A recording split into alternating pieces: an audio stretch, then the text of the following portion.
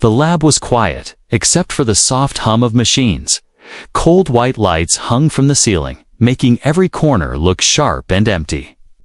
In the middle of the room stood a large glass cage.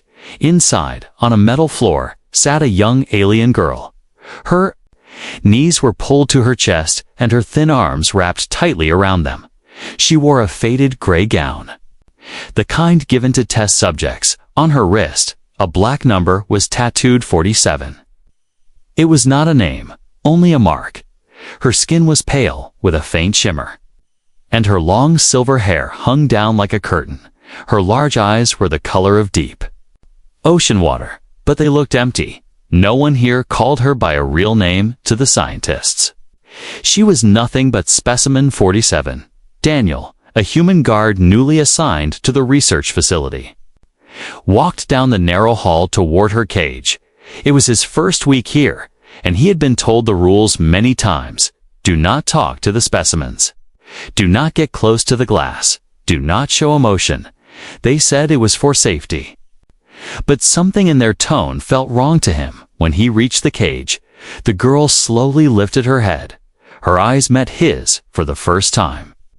There was no anger in them, no fear, only a deep, quiet sadness. It was the kind of look that made a person stop breathing for a moment. Daniel had seen prisoners before, but never anyone who looked this empty. He stood there for a few seconds longer than he should have. The other guards passed by without looking. It was like they didn't even see her. Daniel glanced at the thick metal door beside the glass wall. It was locked with a card scanner and 2 heavy bolts inside the cage. The girl moved closer to the glass, her bare feet making no sound. She pressed her small hands against it, and Daniel noticed faint scars across her wrists. He didn't know what they had done to her, but he knew it wasn't right. One of the scientists, a tall man in a white coat, stepped into the room. He walked past Daniel without greeting him. He carried a tray of metal tools and placed it on a small table next to the cage. The girl's shoulders tensed, and she stepped back into the far corner.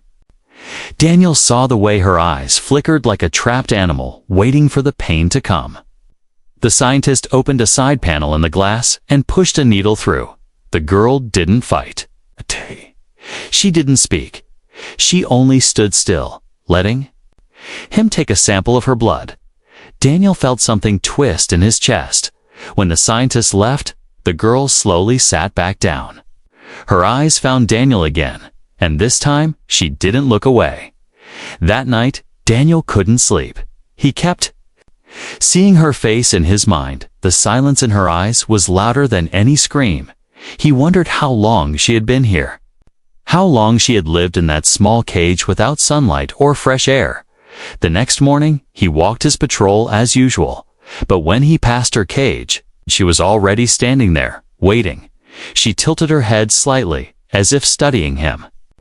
Then she lifted one finger and traced something small on the glass. It was a shape 3 circles joined together. Daniel didn't know what it meant, but she kept looking at him like she wanted him to understand. Before he could ask anything, footsteps echoed down the hall. Another guard walked by, and the girl quickly sat down, pretending nothing had happened. Later that day, Daniel asked one of the senior guards about her, Specimen 47. The man said, "She's been here for years, longer than anyone remembers. They say she's dangerous." Daniel frowned. Dangerous. She looks like a kid. The guard shrugged. Don't get attached, rookie. It's easier that way. But Daniel was already thinking about the way she had drawn that strange symbol. About the way she had looked at him like she was asking for help without speaking. He told himself to forget about it. He told himself it wasn't his problem, but deep down, he knew he wouldn't be able to walk past her cage again without wondering what they were doing to her, and why she was here at all that night. As the lab lights dimmed and most of the staff went home, Daniel lingered near the cage. Through the glass, he saw her lying on the cold floor, staring up at the ceiling. For a long time, she didn't move. Then, without warning, she whispered something in a language he didn't know. The sound was so soft, He almost thought he imagined it, but her lips moved again, and he realized she was speaking to him. Daniel stepped closer. Pressing his hand lightly against the glass, the girl's eyes locked onto his, and for the first time, he thought he saw a flicker of hope in them. It was small, fragile, like a candle flame in the dark. But it was there, and that was enough to change everything. Daniel couldn't stop thinking about the girl in the glass cage. Her eyes followed him every time he passed, silent but full of something he couldn't ignore. He didn't know her name, where she came from, or why she was here. But every instinct told him she shouldn't be in this place. The next night, he volunteered for an extra patrol shift. It gave him a reason to pass her cage again without drawing suspicion. The lab was quiet. Most lights dimmed, only the hum of machines breaking the silence. When he reached her cage, she was sitting in the same corner, knees tucked up to her chest, but this time, when she saw him, she stood slowly and stepped closer to the glass. Her bare feet made no sound on the cold floor. She looked at him for a long moment, then pressed her hand against the glass. Daniel glanced down the hall. No one else was there. He placed his own hand against the same spot, separated only by the barrier. She whispered something in that same strange language he had heard before. The sound was soft, almost musical, but there was urgency in her tone. Daniel shook his head slightly. "I don't understand," he whispered back. Her eyes darted to the ceiling. Then she tapped her fingers twice on the glass. It was the same gesture as last time. Then she pointed upward again. More firmly this time. Daniel frowned, trying to guess what she meant. Was there something above the cage? A way out? Before he could ask anything, the echo of footsteps filled the hall. The girl quickly stepped back. Sitting down as if nothing had happened, a tall, older guard appeared from the shadows, giving Daniel a suspicious look. "Everything fine here?" he asked. Daniel forced a calm smile. "All good." The guard didn't look convinced, but he moved on. Daniel exhaled slowly, his mind racing. The next day, during a rare break, Daniel found the old cleaner who worked in the lower labs. The man had been here longer than most and seemed to know things others didn't. Daniel spoke in a low voice. "The girl in the glass cage, specimen 47. What do you know about her?" The cleaner looked around nervously before answering. "She's not what they say," he whispered. "They call her dangerous, but she's just a child. Was taken from her people during a raid." Daniel felt his stomach tighten. Why would they take her? The old man sighed. "Her kind has something the scientists want. Something rare. Something powerful." Daniel pressed. "And what happens to her now?" The cleaner's face darkened. "If no one stops them, she won't survive much longer." That night, Daniel returned to his post, his mind heavy with the cleaner's words. He stopped in front of her cage again, this time letting himself stay a little longer. The girl stood waiting, as if she knew he would come. She spoke softly again, a string of sounds in her own language. Daniel shook his head. "I can't understand you," he whispered, frustration in his voice. The girl thought for a moment, then crouched down and used her finger to draw on the glass, 3 small circles connected by thin lines, just like before. Daniel stared at it, trying to make sense of the symbol. It looked like a map, or maybe a sign. She pointed at the symbol, then at herself, then at the ceiling again. It was as if she was trying to tell him where she belonged or where she needed to go. Suddenly, a sharp beeping echoed through the hall. The girl flinched and backed away. Daniel's radio crackled to life. "Guard 17, report to Lab C immediately." He had no choice. He had to leave. But as he walked away, he glanced back one last time. She was still watching him, her eyes following him until he turned the corner later that night. Daniel found himself staring at the ceiling in his quarters. The image of her small hand on the glass wouldn't leave his mind, the way she had looked at him. It wasn't random. She was asking for something, begging for something. And if what the cleaner said was true, she didn't have much time. Daniel knew one thing for certain. He wanted to help her. He needed to find out what was above that cage, and why she kept pointing toward it. The next day, he made a decision. He would explore the upper maintenance levels after his shift.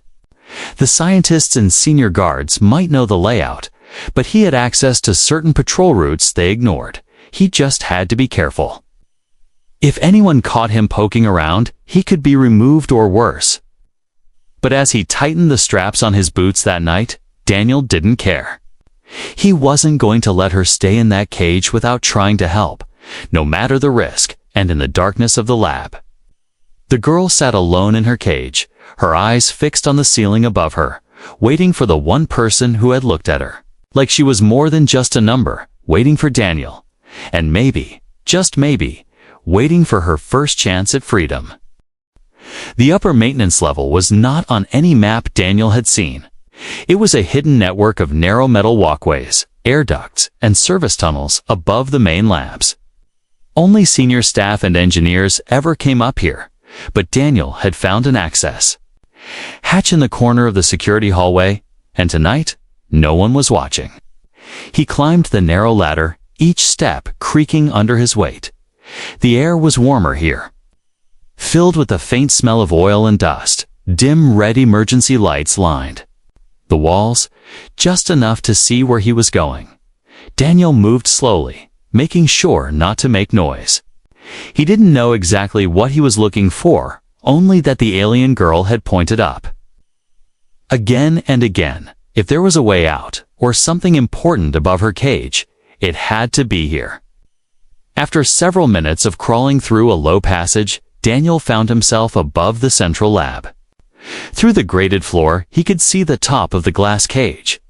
The girl was inside. Sitting cross-legged, her head tilted slightly.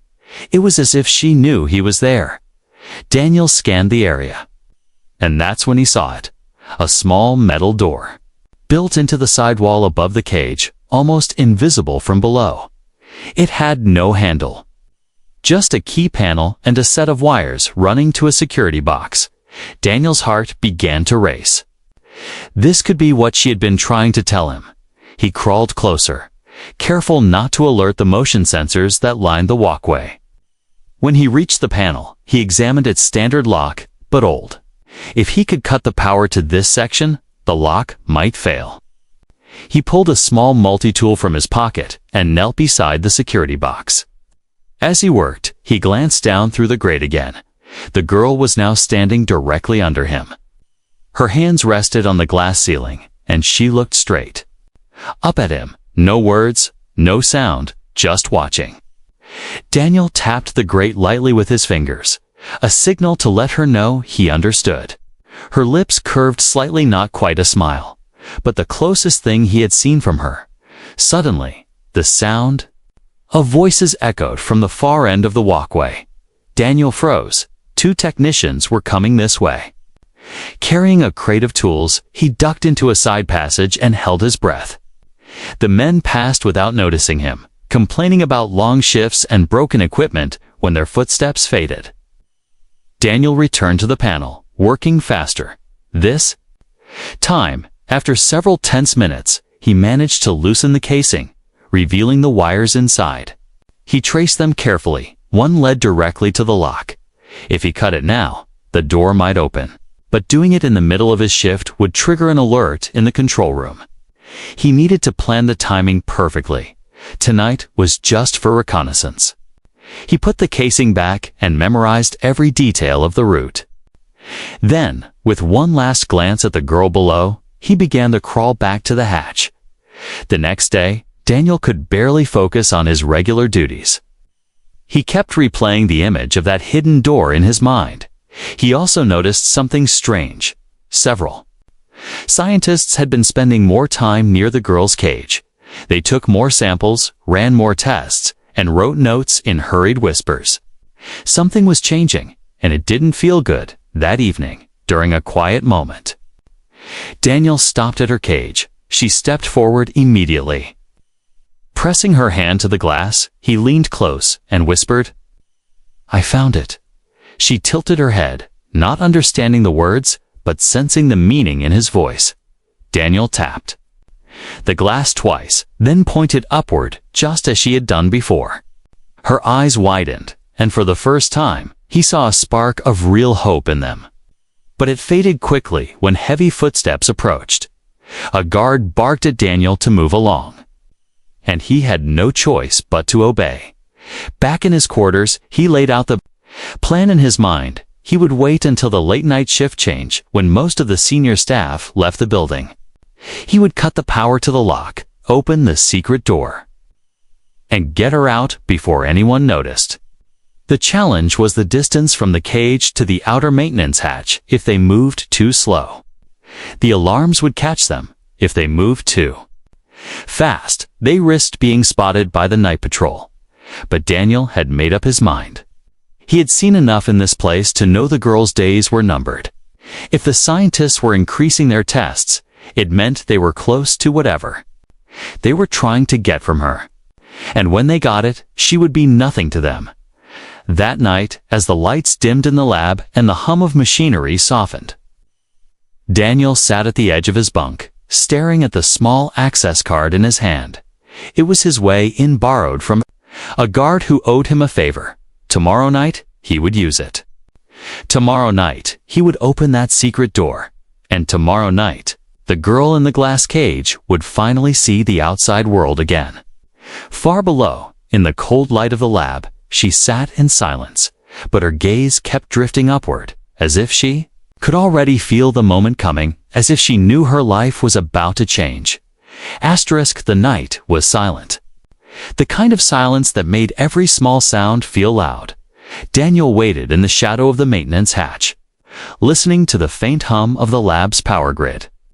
Most of the senior staff had gone home, and the late-night patrol was due too. Pass by in 5 minutes. It was now or never. He swiped the borrowed access card through the reader. The hatch unlocked with a soft click. Daniel climbed quickly, pulling the metal cover closed behind him. The red glow of the emergency lights guided him through the narrow tunnel. His heart pounded, but his hands were steady. He had gone over the plan a dozen times in his head. Now it was only about doing it. When he reached the section above the girl's cage, he crouched over the security box. The wires were just as he had left them. He took a small cutter from his pocket and snipped the main lock line. There was a faint spark, and the door mechanism clicked. Daniel crawled to the small metal door and pushed it open. Cool air from the lab rushed in beneath him. The girl was standing in the center of the cage, her wide eyes locked on him instantly. He gestured for her to step back, then dropped quietly into the cage. The moment his feet touched the floor, she took a hesitant step toward him. "It's okay," Daniel whispered. Though he knew she didn't understand his words, he held out his hand, and after a pause, she placed her small fingers in his. Her skin was cold, her grip trembling. "Let's go," he said softly. They moved quickly toward the open panel in the ceiling. Daniel boosted her up first, her light frame making it easy. She crawled into the tunnel. Glancing back at him, he followed, closing the panel behind them, the path to the outer maintenance hatch was tight, and the metal floor groaned under their weight. Daniel tried to move fast, but quiet. Every few steps, he glanced over his shoulder to make sure she was still behind him. She kept close, her silver hair catching the dim light. They were halfway to the exit when a sudden blaring alarm shattered the silence. Daniel froze. Red lights flashed, and a recorded voice echoed through the tunnels. "Security breach detected. All units respond." He cursed under his breath. Someone had noticed the power cut to the lock. The girl's breathing quickened, her eyes wide with fear. "Come on," Daniel urged, pulling her forward. Boots thundered in the distance. Voices shouted orders, getting closer. Daniel's heart raced as they neared the hatch. He shoved the cover open and dropped down into the lower corridor, helping the girl down. After him, they sprinted toward the loading bay. Just a few more turns, and they'd be outside. But as they rounded the last corner, 3 armed guards blocked the path. "Freeze!" one shouted, raising his weapon. Daniel stepped in front of the girl instinctively. Shielding her with his body, the guards advanced quickly, surrounding them. One grabbed Daniel by the arm and yanked him back. Another seized the girl by the wrist, making her cry out in pain. "No? Let her go," Daniel roared, struggling against the guard's grip. But the man twisted his arm painfully, forcing him to his knees. The girl was pulled away, her hands reaching for Daniel, their eyes locked for a moment filled with panic, fear, and something unspoken. Then the guards dragged them apart. Daniel was thrown into a small steel cell, the door slamming shut behind him. His wrists throbbed from the tight restraints. Through the narrow slot in the wall, he could hear muffled voices. A scientist's calm tone cut through the air. "Specimen 47 is secure. Prepare her for full extraction." Daniel's blood went cold. Full extraction was never good. It meant they were about to take whatever they wanted from her, no matter the cost. He slammed his fists against the wall, shouting her name though he didn't even know it. There was no answer, only silence. The image of her being pulled away replayed in his mind over and over. He had failed her, and worse, now they would watch her more closely than ever. Hours passed before a figure appeared outside his cell door. It was the old cleaner, his face pale.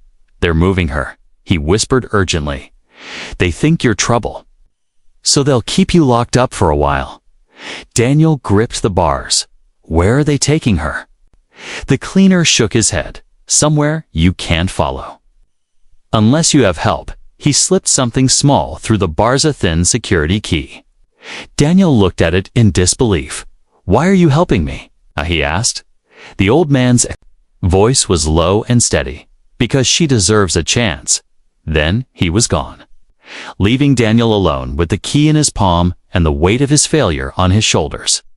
But in that failure burned something stronger than fear. A promise that this would not be the end, not for her and not for him. Daniel sat on the cold floor of his cell, the small security key hidden in his palm. The dim light above flickered, casting long shadows on the walls.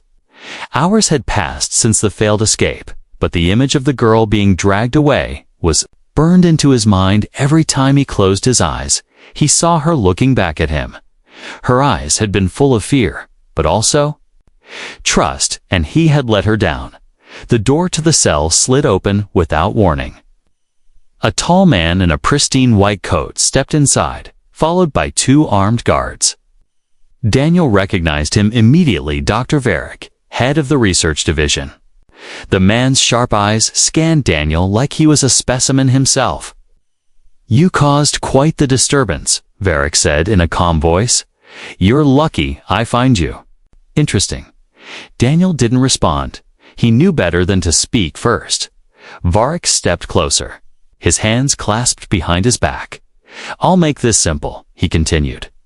"You will forget about Specimen 47, return to your post, and follow orders. Do that, and I will ensure you're not charged with treason." Daniel's jaw tightened. "And if I refuse?" he asked. Varick's smile was thin and cold. "Then you'll be sent off-world to a labor colony. You'll never see her again, and she won't live long enough to remember you." The words hit like a knife to the gut. Daniel's hands curled into fists. "You're killing her," he said, his voice low. Varick raised an eyebrow. "We're studying her. She is a key to something far greater than you could imagine. Her sacrifice will benefit millions." Daniel shook his head slowly. "You're lying to yourself," he said. "She's not a thing. She's a person." Varick's smile faded. "You have 1 night to think it over," he said sharply. "By morning, I expect your decision." With that, he turned and left, the guards locking the cell behind him. Daniel sat in the silence, the small key still hidden in his hand. The old cleaner's words came back to him. "She deserves a chance," he thought. Of the girl's trembling hand in his, the way her eyes had lit up for just a moment when he told her he had found the secret door. He couldn't walk away now. No deal could make him forget her. Hours passed before the sound of soft footsteps came to his door. The old cleaner appeared again, slipping a folded piece of paper through the slot. Inside was a crude map, hand-drawn.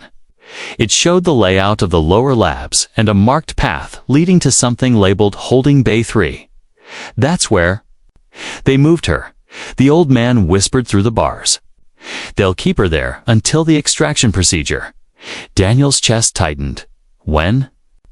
The cleaner hesitated. Tomorrow night, Daniel's mind raced. That meant he had less than 24 hours. Less than a day to figure out how to get past armed guards, locked doors, and whatever traps Vorik had set. He looked at the key. In his hand, it wouldn't open every door, but it could get him into the service corridors. From there, maybe, just maybe, he could reach her. He spent the rest of the night memorizing the map. Every turn, every blind spot, every possible hiding place. By dawn, he had the route burned into his mind, but he also knew the risks. He was caught this time. There would be no cell, no second chance. They would kill him on the spot. That morning, Vorik returned.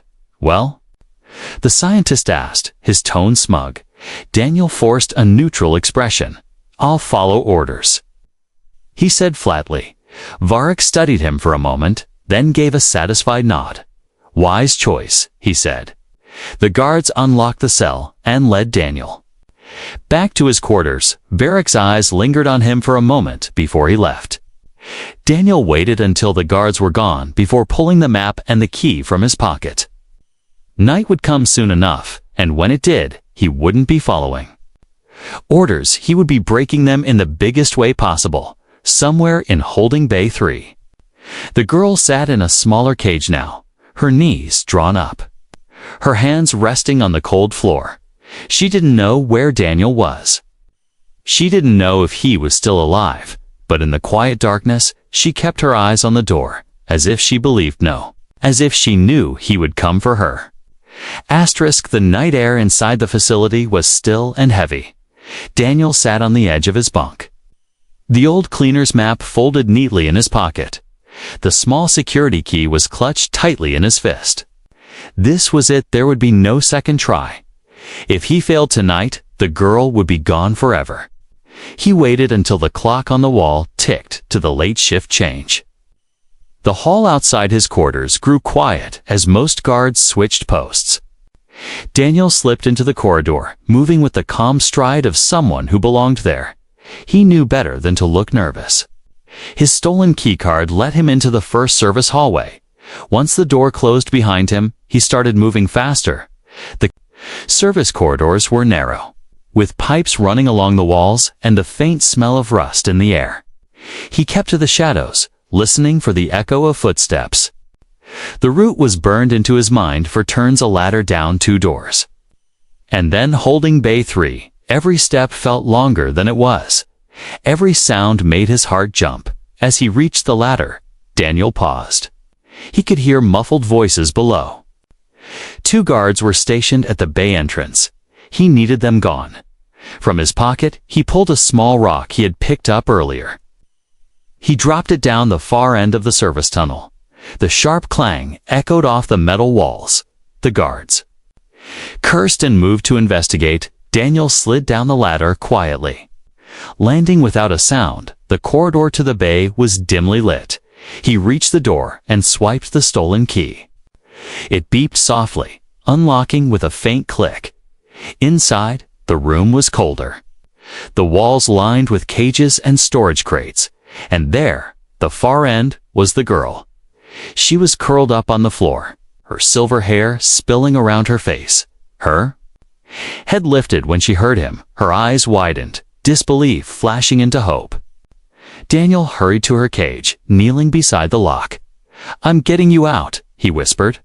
She didn't understand the words, but she stepped closer, pressing her hands to the bars. The key didn't fit this lock. It was a different system. Daniel's heart pounded as he looked around for anything to break it. His eyes landed on a crate marked Maintenance Tools. He pried it open and pulled out a heavy bolt cutter. The sound of metal snapping echoed through the bay. The lock fell to the floor. He opened the cage and reached for her hand. She hesitated only a second before gripping his tightly. They moved quickly toward the exit, but just as they reached the door, a voice rang out. "Stop right there." Daniel spun around to see two guards rushing in, weapons raised. He pulled the girl behind him. There was no time to fight. He grabbed a smoke canister from his belt and threw it to the ground. A cloud of thick gray smoke filled the room. He guided her through it. Coughing as they pushed toward the service hatch, the alarms blared, red lights flashing through the haze. Boots pounded behind them, voices shouting orders. Daniel shoved the hatch open and helped her climb through first. He followed, pulling. It shut just as a guard lunged for him. Bullets clanged against the metal as they crawled through the narrow tunnel. The girl's breathing was fast and shallow, but she didn't stop. She kept moving, trusting him to lead the way. They reached the outer maintenance corridor. From here, it was just a short dash to the emergency cargo dock. But as they turned the final corner, Daniel froze. A squad of guards was already there. Blocking the exit at their head was Dr. Varric, his cold smile cutting through the tension. "You never learn, do you?" Varric said calmly, "Hand her over, and maybe I'll let you live." Daniel's grip tightened on the girl's hand. "No," he said, his voice steady. Varric sighed. "Then you leave me no choice." He nodded to the guards, and they raised their weapons. The girl stepped forward suddenly. Placing herself between Daniel and the soldiers, her eyes began to glow a deep, pulsing blue light. The air around them seemed to hum before anyone could react. A shockwave blasted outward from her. The guards were thrown back like leaves in a storm. Varric hit the wall, his expression twisting from smug to stunned. Daniel didn't wait to question it. He pulled her toward the dock door, slamming the emergency release. The door groaned open, revealing the night sky and the cold wind outside. They ran across the open platform toward a small cargo shuttle, Daniel's stolen key still worked on the hatch miraculously. They scrambled inside, sealing the door just as more alarms wailed. The engines roared to life as the shuttle lifted from the dock. Daniel looked at her. She sat beside him, still breathing hard, her glowing eyes fading back to normal. He didn't know what she had just done, but he knew one thing: it had saved them. And now, for the first time, the stars stretched out before them. But Daniel also knew this wasn't over. Varric would come after them. The girl's powers had just made her even more valuable to the people hunting her, and that meant their fight for freedom was only beginning. The stars stretched endlessly outside the shuttle's windows. The hum of the engines was the only sound in the small cabin. Daniel sat at the controls, his eyes scanning the empty darkness ahead. Beside him, the girl sat quietly, her small hands resting on her knees. Her silver hair shimmered faintly in the cabin lights, and her deep blue eyes studied the stars with wonder. They had been flying for hours, putting as much distance as possible between them and the research facility. Daniel knew it wouldn't be enough. Varric would send ships after them. But for now, they had a head start, and that was something. He glanced at her. "You're safe," he said softly. She looked at him, tilting her head. She still didn't understand most of his words, but his tone told her enough.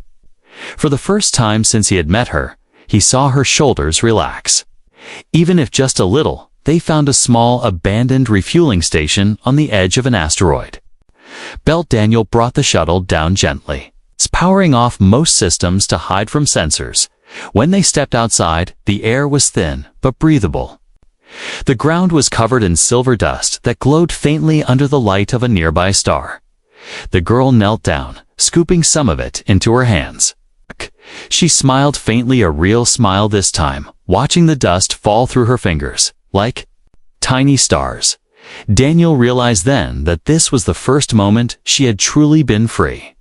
No glass walls, no guards, no cold lights. Just open space and quiet air inside the station. They found a small storeroom with blankets and emergency supplies. Daniel gave her food and water, watching as she ate slowly, savoring every bite. When she was done, she looked at him and touched her chest. "Alira," she said softly. Daniel blinked. "Alira." She nodded, tapping her chest again. "Alira," he smiled. "That's your name," he said. She repeated it, as if making sure he understood. It was the first word they truly shared. Over the next 2 days, Daniel repaired the shuttle and planned their next move. They needed to find a place where Varric's reach couldn't touch them. Alira stayed close to him, following him around the station. Watching his every move, sometimes she would hum softly in her own language. It was a sound Daniel had never heard before, gentle, like a memory of something warm on the third night. As they sat near a small heater, Alira looked at him and spoke in broken English. "You give me life back," she said slowly. The words were clumsy, but the meaning was clear. Daniel felt a lump in his throat. "You gave me mine too," he said quietly. But the peace didn't last. Early the next morning, the station's sensors detected movement. A single blip appeared on the radar, small, but closing in fast. Daniel's heart sank. "They found us," he muttered. Alira sensed his tension and stood beside him, her eyes narrowing. The faint glow began to return to them. Daniel started the shuttle's engines. "We have to go now," he said. They ran aboard. Strapping in as the shuttle roared to life, the pursuing ship appeared behind them, its lights cutting through the dark.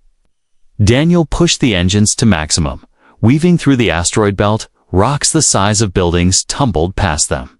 The enemy ship followed, closing the gap. Suddenly, Alira placed her hand on the console. Her eyes flared bright blue. The ship's systems flickered, the lights dimming for a second. Then, as if reacting to her, the shuttle surged forward with more speed than it should have had. They shot between two massive asteroids, the pursuing ships scraping against one and spinning out of control. Moments later, the radar showed nothing. The enemy was gone. Daniel looked at her in awe. You did that," he said. Alira only smiled faintly, closing her eyes as the glow faded. He realized then that whatever power she had, it was tied to more than just survival. It was part of who she was. By the time they reached the next star system, Daniel had made his decision. They wouldn't keep running forever. They would find Alira's home, whatever it took.